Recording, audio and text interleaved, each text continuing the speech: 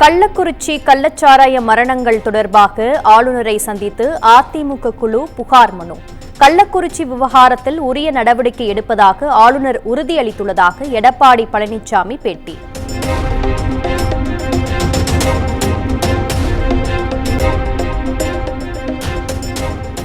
ஆளுங்கட்சி ஆதரவு இல்லாமல் கள்ளச்சாராயம் விற்பனை செய்திருக்க முடியாது என எடப்பாடி பழனிசாமி குற்றச்சாட்டு. கள்ளக்குறிச்சி மரணத்திற்கு தார்மீக பொறுப்பேற்று முதலமைச்சர் மு.க. ஸ்டாலின் பதவி விலக வேண்டும் எனவும் வலியுறுத்தல்.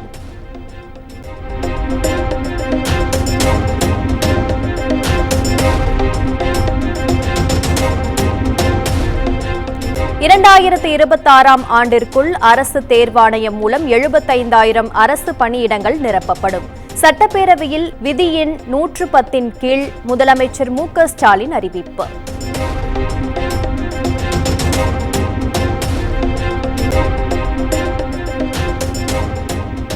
சட்டப்பேரவை கூட்டத்தொடரில் இருந்து இன்று ஒரு நாள் மட்டும் அதிமுக எம்எல்ஏக்கள் சஸ்பெண்ட். அவை நடவடிக்கைகளுக்கு குந்தகம் விளைவித்ததாக சபாநாயகர் நடவடிக்கை.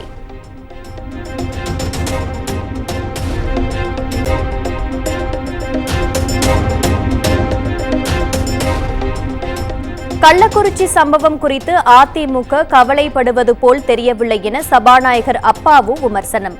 கள்ளச்சாராய மரணங்களை வைத்து அரசியல் செய்யவே அதிமுக முயற்சிப்பதாகவும் குற்றச்சாட்டு. கள்ளக்குறிச்சி சம்பவத்துக்கு ஏற்பட்ட மன வேதனையோடு அவர்கள் இருந்தது போல் எனக்கு தெரியவில்லை. அவர்கள் இதை ஒரு அரசியலாக்க வேண்டும் என்று நோக்கத்தோடு தான் அவர்கள் இதை இந்த நம்முடைய மாமன்றம் சட்டமன்றம் நீண்ட நெடிய வரலாற்றுக்கு சொந்தமானது. நினைத்த நேரத்தில் நினைத்தவர்களெல்லாம் எழும்பி பேசுவதில்லை. கள்ளக்குறிச்சி சம்பவத்துக்கு ஏற்பட்ட மன வேதனையோடு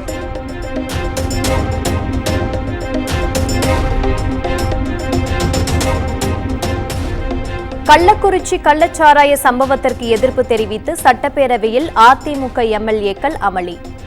கேள்வி நேரத்தை ஒதுக்கி வைத்துவிட்டு கள்ளச்சாராய விவகாரம் குறித்து விவாதிக்க கோரிக்கை.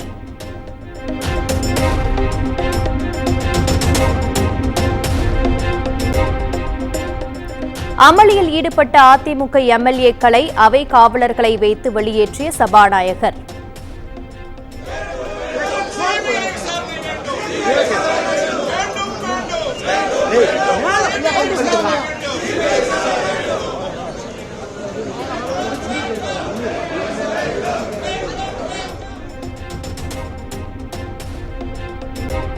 நினைத்ததை பேச இது பொதுக்கூட்ட மேடை அல்ல என சபாநாயகர் அப்பாவு காட்டம்.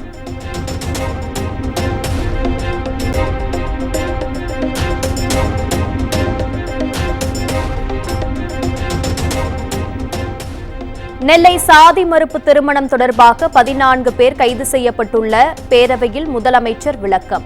இதுபோன்ற வழக்குகளை விரைந்து நடத்திட அரசு தரப்பில் சிறப்பு குற்றவியல் வழக்கறிஞர்கள் நியமிக்கப்படுவார்கள் என அறிவிப்பு.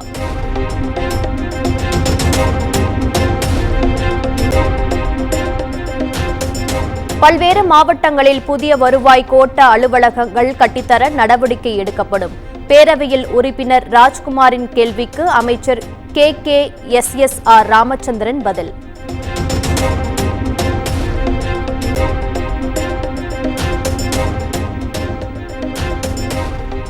முன்னாள் பிரதமர் VP சிங்கின் 94வது பிறந்தநாள். மாநில கல்லூரி வளாகத்தில் உள்ள VP சிங்கின் சிலைக்கு முதலமைச்சர் மு.க. ஸ்டாலின் மாலை அணிவித்து மலர் தூவி மரியாதை.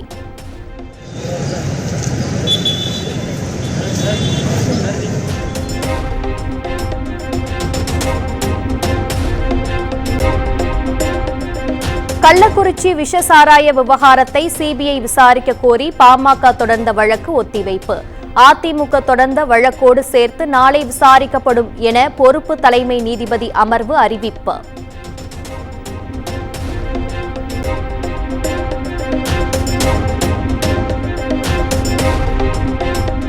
கள்ளக்குறிச்சி விஷசாராய சம்பவத்தை கண்டித்து தேமுதிகவினர் மாநிலம் தழுவிய போராட்டம்.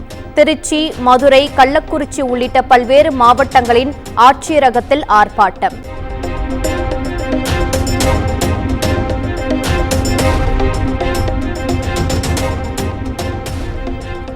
கள்ளக்குறிச்சி விஷசாராயம் மரணத்தை கண்டித்து காவல்துறையினரின் தடையை மீறி போராட்டம். பாஜக மூத்த தலைவர் ராஜா உள்ளிட்ட பாஜகவினர் மீது தல்லாகுளம் காவல்துறையினர் 3 பிரிவுகளின் கீழ் வழக்கு பதிவு.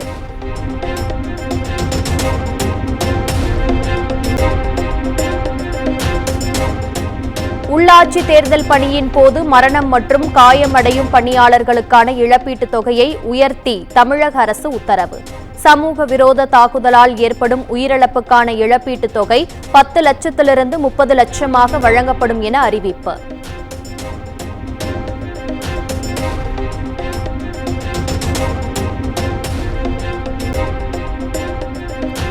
இந்து கோவில்களில் அமைக்கப்பட்டுள்ள சாய்பாபா சிலைகளை அகற்றக் கோரி வழக்கு. இந்து சமய அறநிலையத்துறை பதிலளிக்க சென்னை உயர்நீதிமன்றம் உத்தரவு.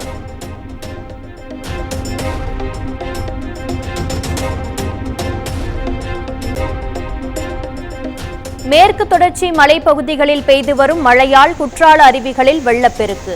பேரருவி மற்றும் ஐந்தருவியில் சுற்றுலா பயணிகள் குளிக்க தடை விதித்து வனத்துறை நடவடிக்கை.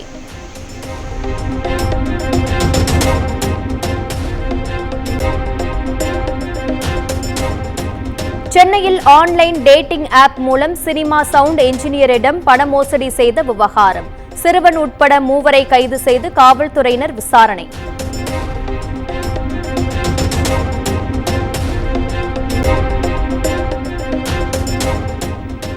தஞ்சாவூரில் உணவு சரியில்லை என உணவக ஊழியர்களை தாக்கிய கும்பல்.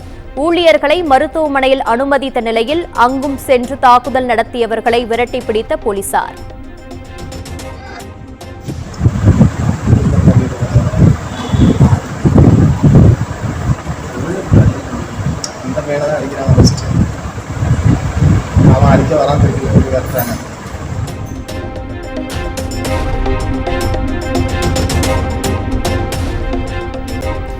கோவையில் கொலை செய்யும் திட்டத்துடன் சுற்றிய கும்பல் கைது. துப்பாக்கி மற்றும் வாகனங்களை பறிமுதல் செய்து காவல்துறையினர் விசாரணை.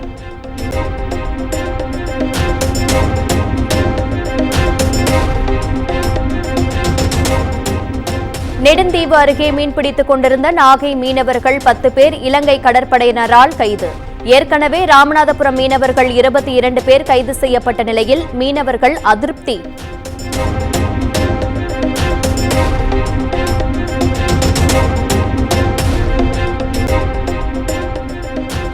அரசு பேருந்துக்குள் மழைநீர் ஒழுகுவதாக எழுந்த குற்றச்சாட்டு. பேருந்தின் மேற்கூரையில் பேனரை விரித்து பேட்ச் ஒர்க் செய்த ஓட்டுநர்.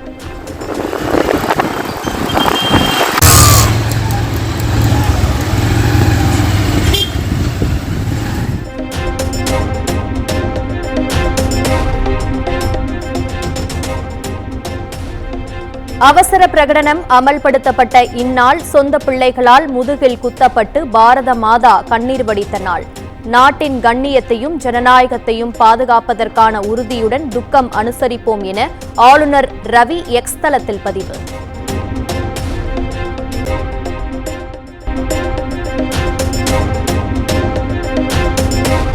சனாதனம் தொடர்பான வழக்கில் பெங்களூரு நீதிமன்றத்தில் நேரில் ஆஜரான அமைச்சர் உதயநிதி 1 லட்சம் ரூபாய் ரொக்கப் பிணையில் ஜாமீன் வழங்கி வழக்கு ஆகஸ்ட் 8ஆம் தேதிக்கு ஒத்திவைப்பு.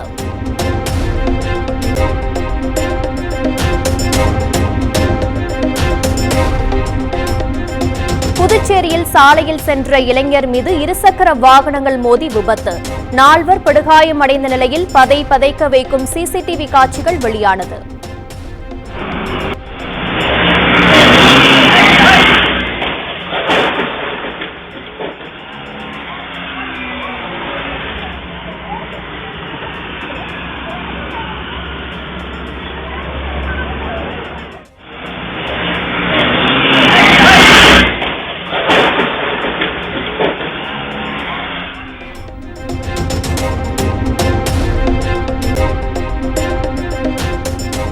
சபாநாயகர் பதவிக்கு என்டிஏ தரப்பில் ஓம் பிர்லாவும் இந்தியா கூட்டணி தரப்பில் கொடிக்குனில் சுரேஷும் வேட்புமனு தாக்கல்.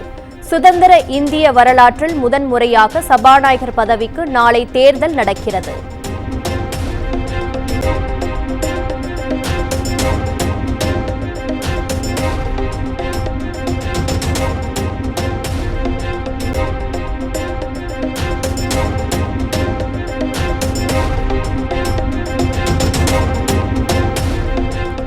இந்திய அரசியலமைப்பு சட்டத்தை காங்கிரஸ் கட்சி அடியோடு நசுக்கிய நாளே எமர்ஜென்சி காலகட்டம்.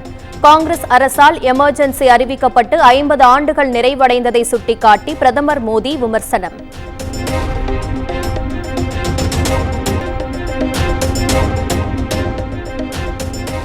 டெல்லி நீர்வளத்துறை அமைச்சர் அதிஷியின் உண்ணாவிரதம் நிறைவு. ஹரியானா தண்ணீரை விடுவிக்க கோரி போராட்டத்தில் ஈடுபட்ட நிலையில் உடல்நலக் குறைவால் மருத்துவமனையில் அனுமதிக்கப்பட்டதை தொடர்ந்து அறிவிப்பு.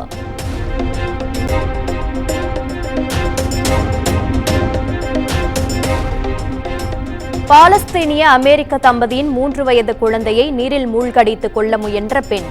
எந்த ஒரு குழந்தைக்கும் இது நேரக்கூடாது என அமெரிக்க அதிபர் ஜோ பைடன் எக்ஸ் தளத்தில் பதிவு.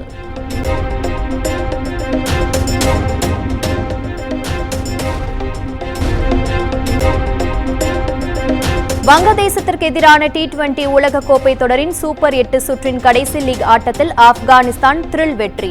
வரலாற்றில் முதன்முறையாக அரையிறுதிக்குள் நுழைந்தது ஆப்கானிஸ்தான் அணி.